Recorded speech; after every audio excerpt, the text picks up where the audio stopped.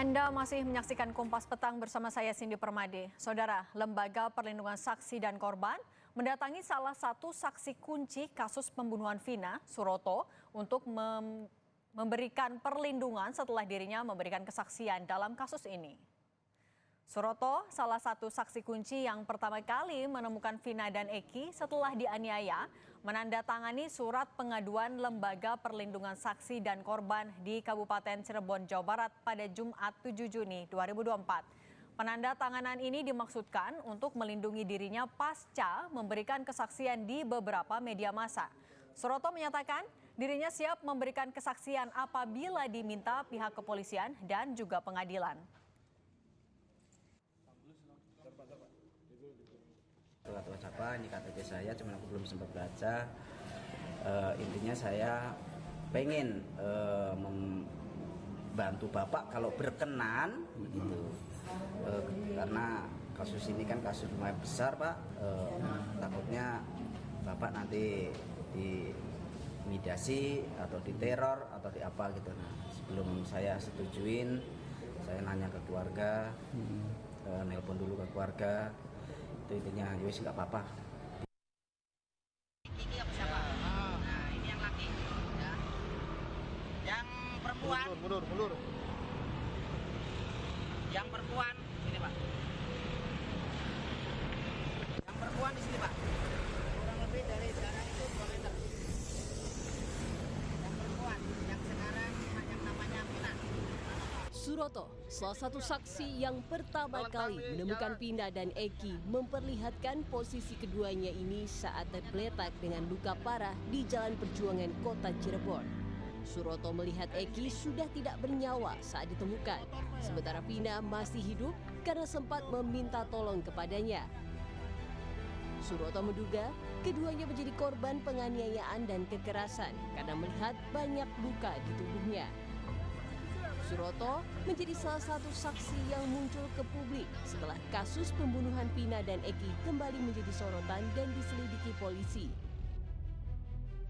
Penyelidikan kembali kasus kematian Vina membuat polisi kembali memeriksa sejumlah saksi, mulai dari saksi kunci seperti Liga Akbar dan Aep hingga keluarga Vina. Tak hanya itu, polisi juga membuka hotline khusus untuk menampung banyaknya informasi yang berkembang di masyarakat terkait kasus pembunuhan Vina. Polisi meyakinkan publik informasi akan dianalisa penyidik secara profesional. Polda Jawa Barat membuka nomor hotline untuk penanganan kasus Vina di Cirebon. Akan kami lakukan analisis sehingga dapat dipertanggungjawabkan secara hukum, sehingga sama-sama kita imbau bijak dan bertanggung jawab memberikan informasi untuk menjaga dan menghargai keluarga korban. Sementara pengacara tersangka yang diduga otak pembunuhan Vina, Peggy Setiawan, mempertanyakan kinerja penyidik yang belum menyerahkan berita acara pemeriksaan hingga saat ini. Kuasa hukum Peggy masih menduga ada kesalahan prosedur dalam penangkapan dan penetapan Peggy sebagai tersangka, sehingga mengajukan pra-peradilan hingga permintaan gelar perkara khusus ke Bareskrim. Bahwa salinan BAP sampai saat ini belum ada. Padahal ini kan waktu waktu terus berjalan ya. Waktu terus berjalan berkenaan dengan penahanan sementara untuk klien kami, yaitu PS. Gelar perkara khusus ini memang sudah kita ajukan di Jakarta, tapi ya sama rekan kita, kita tinggal tunggu hasilnya saja. Jadwalnya kapan akan dilakukan gelar perkara khusus. Mantan Kapolda Jawa Barat 2016 Irjen Purnawirawan Anton Carlian menyebut penyidik harus bisa membuktikan kasus pembunuhan Vina dengan menggunakan investigasi yang tepat sehingga tidak menimbulkan kecurigaan publik. Jika ada prosedur yang dinilai tidak tepat dilakukan pada 8 tahun silam, maka perlu ada audit penyidik polisi yang menangani kasus ini. Diperiksa tadi forensik DNA, bisa diperiksa juga IT, BTS-nya. Apakah betul yang bersangkutan saat itu berada di TKP? Nah, kalau scientific investigation-nya itu sudah kuat, mohon nanti bisa diterima oleh semua. Jangan sampai memaksakan kehendak bahwa ini bersalah, bahwa ini tidak bersalah. Dan audit penyidikan. Kalau kejaksaan juga bersalah, silakan eksaminasi. Bisa eksaminasi itu apa? Yaitu pengujian, pemeriksaan, surat-surat dakwaan di kejaksaan, dan surat keputusan di pengadilan. Usai menangkap Peggy Setiawan, polisi sudah menghapus 2 DPO pelaku di kasus pembunuhan Vina. Namun polisi belum melakukan rekonstruksi ulang kembali di kasus ini. Tim Liputan Kompas TV. Polisi membuka layanan hotline laporan warga untuk menampung informasi dari masyarakat dalam proses penyelidikan kasus pembunuhan Vina dan Eki. Lantas, seberapa efektif cara ini untuk membongkar kembali kasus pembunuhan yang telah terjadi 8 tahun silam? Kita bahas dengan sejumlah narasumber. Sudah bergabung bersama kami ada Pak Adrianus Meliala, Guru Besar Kriminologi FISIP UI, dan Pak Susno Duaji, mantan Kabar Eskrim. Selamat sore Bapak-Bapak. Selamat sore Pak Adrianus. Sore Pak Susno, sore Mbak. Saya mau ke Pak Susno dulu. Pak Susno, sebenarnya kalau melihat Polda Jabar membuka hotline, apakah ini sebenarnya adalah langkah yang lazim, langkah yang biasa dilakukan oleh polisi? Atau Bapak melihatnya seperti apa? Pertama kita hargai ya Polda Jawa Barat terbuka menerima informasi berupa apapun untuk memperkuat pembuktian perkara pembunuhan Vina dan Eki. Ini bagus sekali. Kalau soal saksi kan sudah banyak, tapi sayangnya saksi satu dengan yang lain masih berseleweran. Kemudian ada juga saksi-saksi yang telah memberikan kesaksian pada persidangan tahun 2017 mencabut beberapa poin dari kesaksiannya. Ya, kalau soal saksi sebanyak apapun juga itu nilainya tetap 1. Apalagi saksi satu dengan lain bertentangan. Nah, yang diharapkan oleh penyidik adalah bukti pendukung berupa scientific crime investigation sebagaimana dikemukakan oleh mantan Kapolda Jawa Barat tadi. Adakah sidik jari, kita fokus pada Peggy ya yang sekarang ditahan jadi tersangka. Adakah sidik jari Peggy pada barang-barang yang ditemukan dalam peristiwa tersebut, misalnya di helm, di sepeda motor, kemudian di samurai yang katanya ada samurai. Adakah CCTV merekam gambar Peggy di lokasi kejadian? Adakah di handphone Peggy pada 2017 ada bahwa handphone tersebut berada di sekitar BTS di sekitar lokasi kejadian. Adakah DNA Peggy atau DNA daripada Vina dan Eki di baju atau di badan Peggy? Adakah sperma Peggy karena ini perkosaan nempel di baju, pakaian, atau di tubuh dari Vina? Nah, kalau itu semua tidak ada, ini agak sulit ya kalau hanya mengandalkan keterangan saksi. 1000 saksi pun nilainya hanya 1. Apalagi saksi yang dilemahkan oleh saksi yang lain itu menjadi tidak ada nilainya. Jadi agak sulit pembuktiannya. Makanya saya yakin Polda Jabar sangat terbuka untuk menerima masukan dari yang lain. Tapi apapun juga tidak usah khawatir Polda Jabar. Menyidik itu bukan berarti harus menghukum orang, harus membuat orang bersalah. Tidak. Menyidik itu membuat terang suatu perkara. Dan menentukan siapa tersangkanya, setelah tersangka ketemu, terbukti apa tidak. Kalau tidak terbukti dibebaskan, itu prestasi.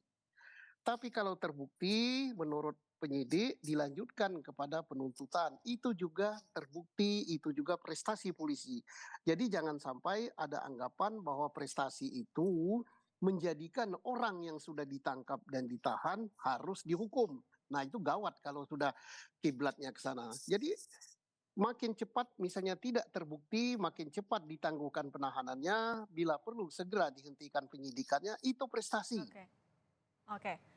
Pak Adrianus, tadi kan dibilang kalau saksi semakin banyak sebenarnya kalaupun saling melemahkan jadi tidak ya kurang bernilai. Nah, kalau Pak Deanus melihatnya dengan dibuka hotline ini, apakah sebenarnya bisa membantu penyidikan, membuat semakin terang, atau justru semakin banjir informasi jadi mengaburkan penyidikan nantinya? Ya, saya mengikuti cara berpikir Pak Susno, dan lalu memang menjadi paling tidak pada saya ada dua pertanyaan tuh. Apa sebetulnya kegunaan dari hotline ini?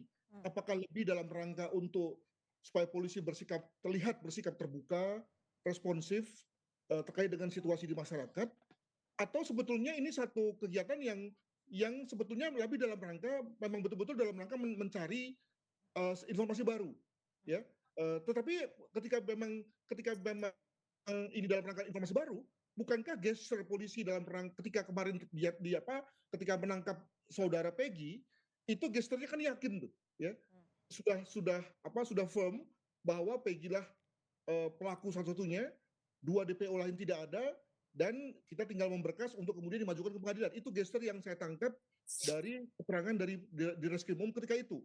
Namun kemungkinan dalam waktu kelihatannya bukti yang dimiliki oleh Polda Jabar juga bukanlah fakta keras, ya, bukanlah misalnya DNA, sidik jari, atau rekaman video, rekaman telepon yang boleh dikatakan sebagai sesuatu yang keras, ya, yang merupakan fakta material begitu, ya, tapi lebih merupakan fakta-fakta yang memang terdiri daripada saksi-saksi yang berbicara, atau saya menyebut sebagai telling atau saying witness, yang dalam hal ini memang soal memorinya menjadi bermasalah, Mbak.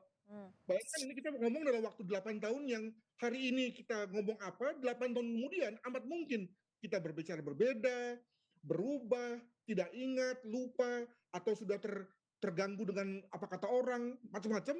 Hal mana kemudian tadi dikatakan oleh Pak Susno, ada pula orang yang berkata sebaliknya. Tentu kita mengabaikan bahwa orang yang berkata sebalik ini kemungkinan punya kepentingan juga, gitu, ya. Jadi saling berbenturan, maka mungkin sekali setelah mempertimbangkan hal-hal begitu, barulah kemudian Polda berpikir untuk membuat hotline.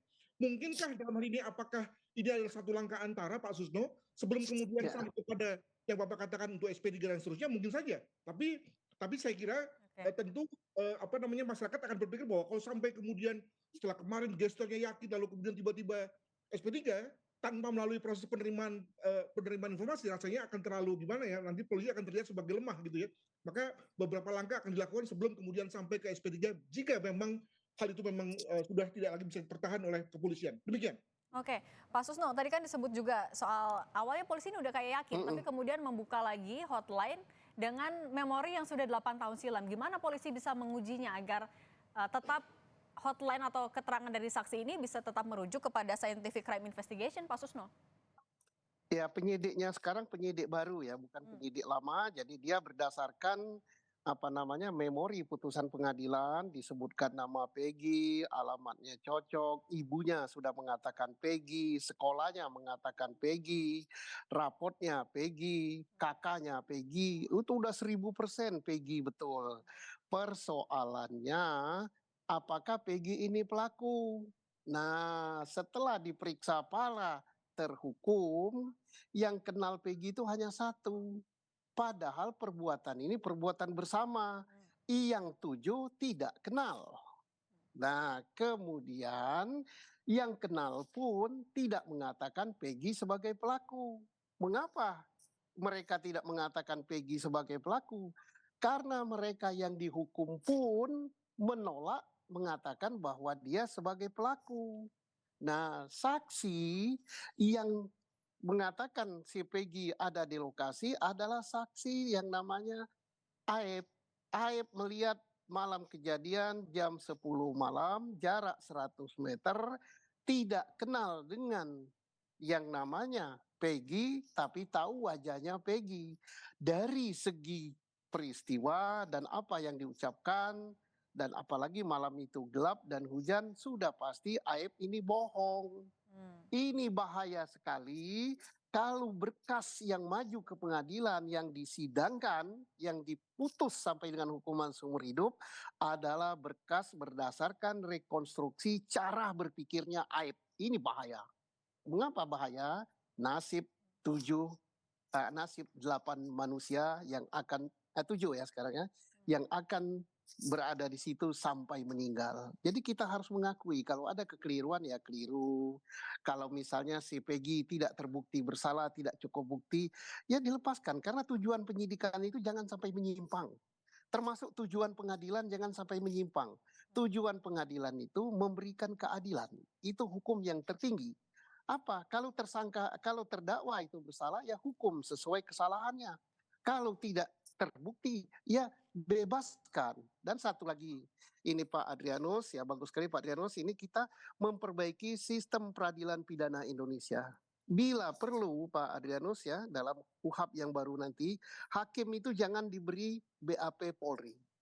Hakim silakan mencari fakta hukum yang terungkap di persidangan. Sebabnya manakala hakim sudah memegang BAP berkas dari Polri, penyidik Polri, maka konstruksi berpikirnya, in mind-nya sudah terpaku di BAP itu. Apalagi kalau hanya membaca kesimpulan. Ini untuk secara nasional, secara makro, Pak Adrianus selaku akademisi yang memberikan masukan kepada DPR, tim KUHP ya. Oke, terakhir Pak Adrianus, tadi kan disebut ya ada 2 DPO yang kemudian dihilangkan, kemudian juga ada bukti-bukti yang sebenarnya bukan bukti langsung nih. Bagaimana polisi bisa melakukan penyidikan agar penyidikan yang sedang berjalan ini bisa dipertanggungjawabkan, kemudian kalau ada yang keliru itu bisa diluruskan agar ini penyidikannya tetap terbuka dan cepat.